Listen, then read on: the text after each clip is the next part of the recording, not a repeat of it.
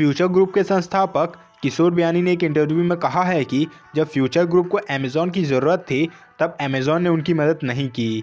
अब ये अमेरिकी कंपनी रिलायंस रिटेल द्वारा फ्यूचर ग्रुप के अधिग्रहण में बाधा बन रही है। दोस्तों, किशोर बियानी ने रिलायंस रिटेल को बचाने वाली कंपनी कहा है।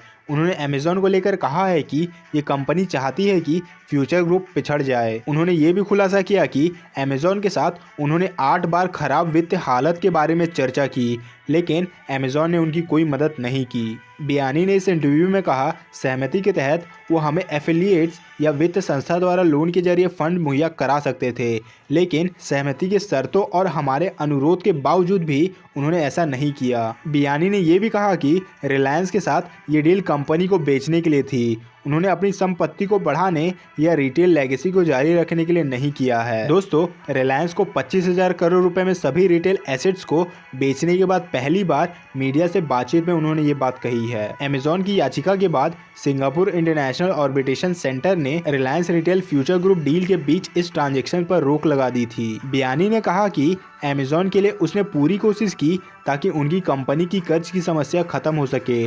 अमेज़ॉन के पास फ्यूचर ग्रुप होल्डिंग की हिस्सेदारी है। किशोर बियानी ने कहा कि उन्होंने यानी अमेज़ॉन ने 4-5 इन्वेस्टर से भी मिलवाया, लेकिन उन्होंने कभी भी कोई इंटरेस्ट नहीं दिखाया और वो केवल दिखावटी रूप से सहमति दे रहे थे। वे चाहते हैं कि सभी कर्मचारी, सप्लायर्स, वेंडर्स और लेंडर को परेशान होना पड़े और कंपनी पिछड़ जाए। उन्होंने बताया कि कंपनी के प्रमोटर्स की तरफ से अमेज़ॉन की ग्लोबल ऑफिस को इस बारे में 15 पन्ने का एक लेटर भी लिखा। बियानी ने आगे कहा कि उन्होंने अमेज़ॉन को रिलायंस के साथ ट्रांजैक्शन के बारे में कई बार जानकारी भी दी और उन्होंने हमें सपोर्ट भी किया। बियानी ने कहा कि हमें विट्जिक एडवाइजरी सर्विस से बात की है। समारा कैपिटल के साथ ये अमेज़ॉन की जॉइंट वेंचर कंपनी है, लेकिन इसके बाद अमेज़ॉन ने उनकी मदद नहीं की और 1 महीने में ही कंपनी की शेयर 17% तक लुढ़क चुके थे और कंपनी के ऊपर सेल करने का दबाव बढ़ गया था। उन्होंने कहा कि मुझे 1 रुपये का भी फायदा नहीं हुआ है, लेकिन मुझे अपने रिटेल बिजनेस को खोया है। पिछले 3 दशक में हमने इस कंपनी को कड़ी मेहनत के साथ खड़ा किया है।